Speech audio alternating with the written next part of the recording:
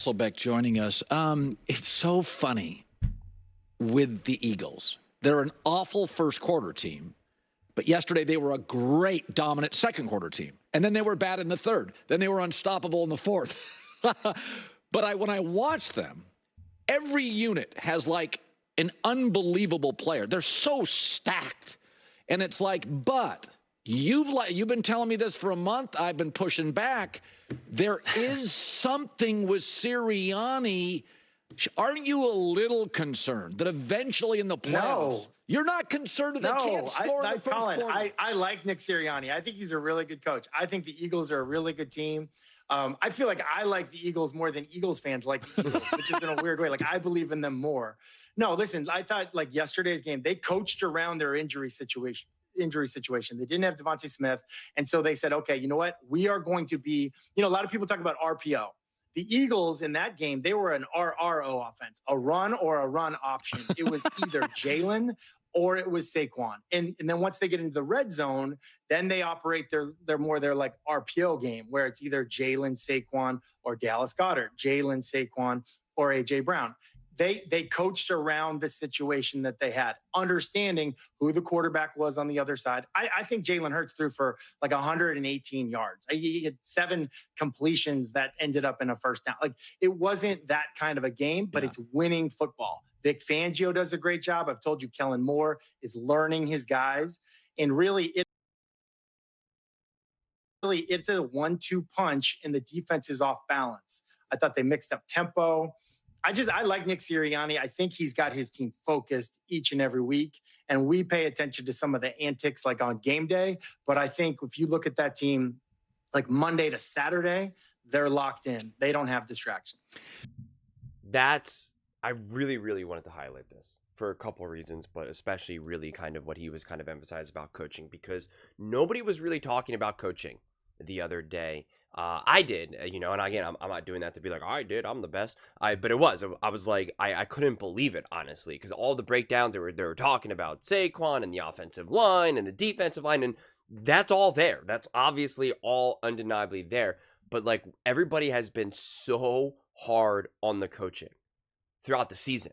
Whether it's Nick Sirianni, Fangio, Kellen Moore, and especially going into this season, that when it's clear as day that the coaching has just succeeded with flying colors and has really, really, really stepped up and done a masterful job, like it's got to be emphasized. If you're going to emphasize the negative, then you got to emphasize the positive. You're going to call someone out when they do something wrong. When they do something right, you better praise them. You just got to. It's honestly your obligation. Like, I've been pretty hard on Baker Mayfield, or even Dak Prescott on the Dallas Cowboys. And if they do something, like, I really as long as I'm aware of it, like, I will be like, hey, I was impressed by that. I've been hard on him, but that was impressive. I always try my best to do that. And everybody's been ripping the coaching staff. And then it's like, this was a beautiful masterclass. And Matt Hasselbeck, explained it way better than I ever could.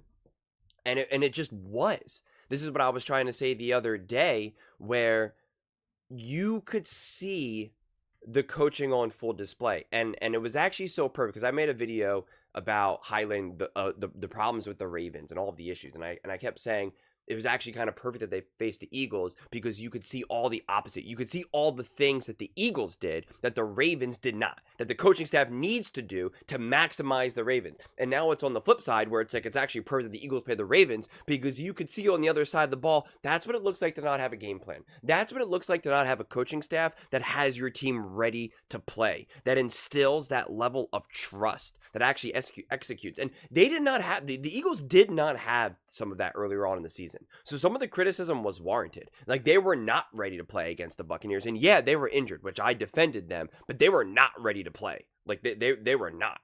And they were a little off earlier on in the season. And again, it's fine. And who cares anymore? At this point, it's like, I don't care what happens. Whether they put up 200 points or lost by 200 points in week 2 or week 3 or week 4, week 5, week 6, none of it matters anymore. Like, that is what's so crazy about football. It's like, each week matters so much, but then also at the same time, it doesn't matter at all. Like, it's kind of a mind trip when you really kind of take a second to think about it. How like imagine how intense everyone was in week 2 and week 3. And remember the conversations like, who's the MVP? And you're just like, oh my God, like, does it even matter what happened in week 3 and week 4 and week 5? Like, it just doesn't, right? What matters is what's going on right now. And this team is locked in. And Nick Sirianni does have this team prepared. And Kellen Moore is empowered to run the offense exactly how he sees fit and is doing an amazing job. And Fangio is coaching like his hair's on fire right now. I mean, he's got that team just going. And it really is balanced out with Nick Sirianni. He deserves a lot of credit. He is bringing a lot of the energy that a lot of people have been praising Dan Campbell on. Okay? The way how he keeps fired up, his sound bites, even just at the press conferences when he went after the media, and not in a negative way, but when they were like, oh, how did you match the Baltimore Ravens physicality? And he was like, you got it twisted, bro. The Ravens need to match our physicality, right? It's like kind of like get on our level. We're the ones that went to a Super Bowl a couple of years. What have the Baltimore Ravens done? Like, miss me with that nonsense. Like, get out of here. Like they need to be on our level. We're the franchise that has had more success in the last decade than them. So let's slow your roll here. And I love that energy. And I wish I could play this one clip for you, but I can't because the NFL can get a little, they're a little strict with some of the clips that you play. But it was so great. It was the defense, and I forget which exactly players it was, but it was a couple defensive players for the Eagles, obviously.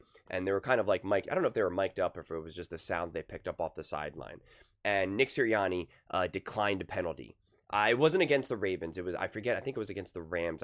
I forget, honestly. But he declined the penalty, and they were saying how, they were talking to each other, two Eagles players, defensive players, and they're like, oh, he declined that penalty, because he has trust in us. And then when they went off into the sideline, they're now sitting on the bench, and Nick Sirianni comes running over to them and says, hey, you know why I declined that penalty? Because I trust you guys. And then the other guy, and again, I'm sorry, I just forget which player it was. I'm sure, Eagles fans will know. And they were like, he was like, see, I told you that he trusts us. And they feel that. When a coach trusts you and you feel that, I cannot tell you enough how much that means. When a coach trusts you, because you feel empowered and you feel secure as well. And you feel that you can make a mistake. One of the best coaching moves I have ever had that done to me was I may have told this story and I honestly don't remember, but I dropped the ball. And I was like obviously really upset with myself. I should have caught it. I had no business dropping it. And I came running in, and I went to my coach, and I was like, I dropped it. I sort of like, I don't know what I was gonna say, but I was just like, the lights, this, that, and I was saying the reality of the situation, and he just like kind of stopped me there. He's like, I don't know, it's fine. You always catch that. He goes, it's good. I know you will. I know it won't happen again. And he was just so nonchalant about it, and he was just like, yeah, I know, I got it. You dropped it, whatever, man. That's not normal for you. And so he didn't yell at me, he didn't ream at me, he didn't make me feel like I was like, oh my God, if I drop another ball, like I'm not going to see the field again. Like it wasn't that feeling. He was just like, yeah, man, like I trust you. I got you. I know it's all good. I know if you dropped it, it was just how it happened. It's all good. And it's because I've had coaches on the opposite side that make you feel like, seriously, you're going to crumble. And I've thought about this so much because you have coaches that can bring such levels of intensity.